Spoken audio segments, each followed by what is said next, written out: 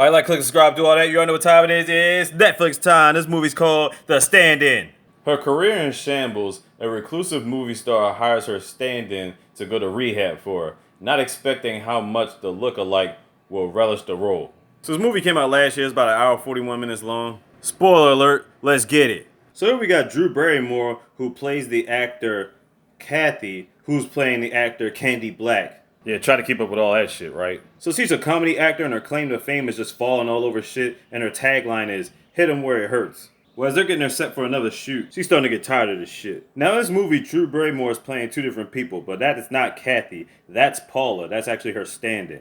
At this point, they're basically waiting for Kathy to come out of the trailer. She getting high, she's taking pills, she don't give a fuck about none of this shit. His manager Lewis is trying to get her out of there, but no luck. So Paula gets there and is like, look, if you don't do this scene, then I'm out of a job too, because I look just like you, I'm supposed to be your stand-in. Yeah, she looks a mess, but eventually she gets her makeup on and all that other stuff. So they're supposed to do this scene where Candy Black is supposed to take the ring, and Shorty's supposed to hit her with a plastic bottle, but instead, she hits her with a real bear cat statue. She's like, I'm sorry, I picked up the wrong thing, I haven't had my breakfast in the morning. I'm like, the fuck? This is like the straw that broke the camel's back. Kathy has a freaking meltdown, dropping F-bombs, she was going off. The scene was fucking hilarious. And on top of that, one of the crewmates was actually filming her having a breakdown live so it could go on Twitter and Instagram and all that shit. Let's just say at that point, that was pretty much the end of her acting career. 5 years goes by, she hasn't been seen by anybody, she owes taxes, like all type of shit. She's just been chilling in her little mansion. She's been talking to this one guy named Steve online that knows all about carpentry. She's been talking to this guy for a while, but they never met face to face, and she tells him that she might have to go somewhere for a while. She doesn't really tell him the reason. The reason is she's being forced to go to rehab for a couple of months. So what has her stand-in Paula been doing after all this time? She's been living out of her fucking car. Police like, yeah, you can't sleep here, you gotta move your car, yeah, move this shit. Next day, Kathy gets a call from Lewis about, getting back on the scene. She ain't trying to do this shit, but she's like, yo, put a recommendation on my stand-in. Remember that girl named Paula? He's like, alright, I got you. We still want you to come back, though. So apparently at this casting agency, Paula's still looking for work. And just when she's at the point she's about to give up, he tells her about a scene from a reenactment that they did 5 years ago that's still an opening for. What are the odds of that, right? Well, anyway, the place they tell Paula to go to is actually Kathy's house. Then Kathy tells her the real, like, yo, it's not for a casting call. I actually need you to take my place in rehab. She's like, listen, they'll believe it's you. They don't see me. They haven't seen me for 5 years, and you look like me, so there you go. She says she'll do it on one condition, if you take the acting role that comes out of this afterwards. And so they make it official. She goes to rehab. She tells her man Steve she ain't gotta go nowhere. So while Paula's in rehab, pretending to be Kathy by the way, she meets this lady that actually worked for Kathy's director years ago. She tells her the spot that's open backed up for the reenactment of that one thing that they did. But she's like, she can't do anything until she gets out of rehab, you know what I'm saying? She's like, look, just be nice to people and all that stuff and you might be able to get out early. So while Kathy's doing what she loves to do, crafting wood and all that stuff, Paula's doing everything she can to get out of rehab early. 3 weeks after that, Paula's finally out of rehab. Wait, her rehab was only a month? Like, really? I think they said it was 2 months. But still, she couldn't do 2 months. Like, the fuck?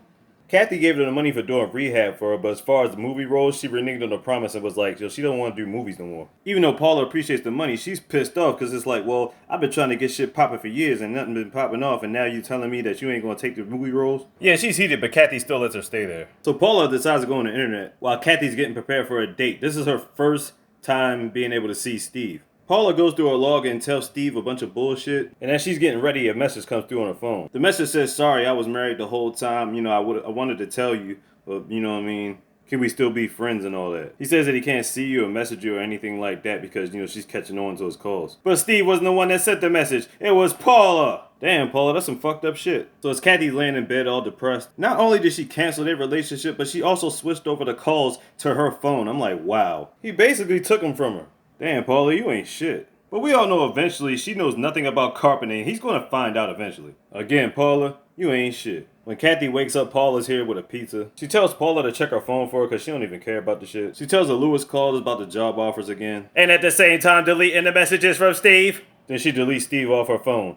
Damn it, you been tricked. The next day, Kathy's supposed to go to this appointment, but, considering her mood, you knew she wasn't going. So he tells Paula to go ahead and do this shit. So she basically goes up to the TV station and apologizes to all her fans, apologizing to everybody. Because that's all people want to hear nowadays is apologies and shit. And then the actress she worked with years ago comes out too. Yeah, had to apologize to her. Why? Because in that rant that Kathy threw like 5 years ago, she had threw some glass and it ricocheted back into her eye, and that's why she's got the eye patch on her eye. So she basically apologized for all her actions, came off pleasant, smiling and shit, and made herself look redeemable in human society. Plus she went to rehab and they missed her comedy, so there you go. Lewis appreciates the fact that it went awesome. He said, yeah, we're going to go on an apology tour, which will basically get the character Candy Black back in the limelight. He's got a publisher that's helping her out that's, obviously feeling her too. Meanwhile, Kathy's watching her on the news like, yeah, good job for you.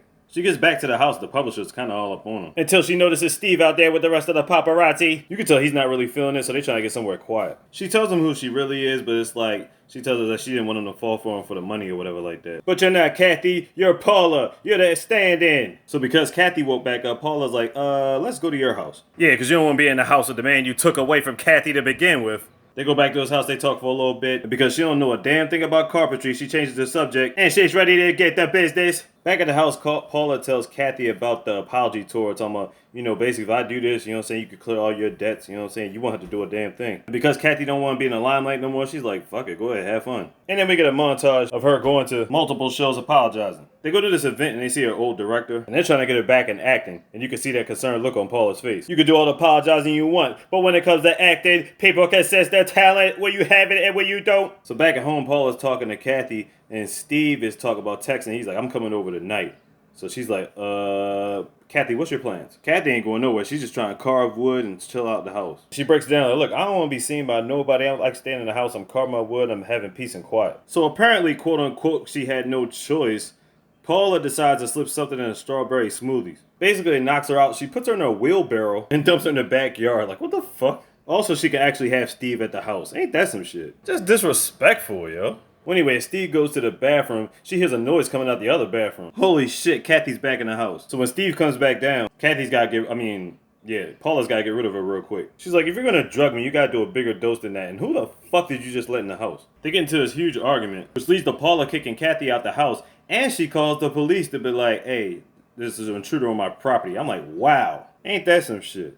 And of course, police believed her because she's been on the scene. Even out the real Kathy hasn't been seen out in like 5 years. Look at him taking selfies and shit. Lewis ends up getting a phone call from Kathy, who's trying to stay there for the night. He doesn't believe it's her at first. Then he tells a story about Paula taking her home and being an imposter, all this other stuff. The funny thing with him, his real name is not even Lewis, it's Frankus or whatever. And he doesn't even care if she's an imposter or not. Bottom line is making him money. Then he shuts her out, like, damn. Meanwhile, Steve has to tell Paula something important. His name is not even Steve, it's Larry. The reason he changed his name up, he was taking a piss in the street in the dark. So why is that really crazy? Because he was accidentally pissing on a child. It was over by a Holocaust memorial service. I was like, oh shit. This grandma caught him and they was taking pictures. They had like 18 million views on like Twitter and stuff. So that's why he changed his name and said he wasn't from Michigan, he was from New York. So how do you make your man get over something that traumatic? You give him the business once again. Meanwhile, Kathy's riding around on subway trains, taking pictures with people, and she couldn't be any happier at this point. Cause she's got freedom. She goes to the construction people and looks to apply for a job. She said, come back in the morning with some paperwork, tools, and everything, you'd be good to go. Obviously, for her to do that, she's going to have to go back to the house. Meanwhile, Paula and Steve try to go on a date. Because somebody figured out who he is, he was like, I'm going back to the house. She was still out taking pictures and shit. So he comes back to the house, and he sees Kathy in the house. Paula comes back and sees both of them like, yeah, Paula, you done fucked up. They get their grievances out, Kathy and Steve end up leaving, and Paula's sitting in the house by herself. And Kathy and Steve ride off together. That's what you get, you big dummy. So they get to his house, they start learning more about each other, and that's when they realize they know who they really are. They was hoodwinked by Paula's goofiness. Well, anyway, the next day it's time for Paula to actually do some acting. And she started getting cold feet because she don't know what the hell she's doing. So while they enjoying each other, they try to get the business. Paula goofy ass downstairs yelling for them. Kathy's like, you really got some nerve even showing the fuck up. She starts apologizing. She knows she's an idiot for all this other stuff. I can't do this. She's like, you can do this. This shit is easy. You done fooled everybody else so far. That tells me you're a real actor. Kathy doesn't care about all the other stuff. She wanted to leave all that shit behind, especially the house. But she does punch her in the stomach for trying to take Steve. Like, nah, you done fucked up with that one. And then she gets back to the studio, gets her confidence up, and does the scene. So a whole year goes by, she been getting it in. And you can tell at this point she's getting tired of the paparazzi. As she beats a cameraman up with their own camera and shit. Meanwhile, Steve and Kathy are doing just fine selling wood and furniture. No, really, they got their own handmade furniture shop. And that's the end of the movie. There's a lesson to be learned here about money and fame and all that. I think it's like money isn't everything, and is fame the price of your soul or some shit like that. Well, anyway, The Stand-In on Netflix. Check it out, like, click, subscribe, do all that. You already know what time it is. Slick DZ off the easy, mister. Big, who the goddamn slogan?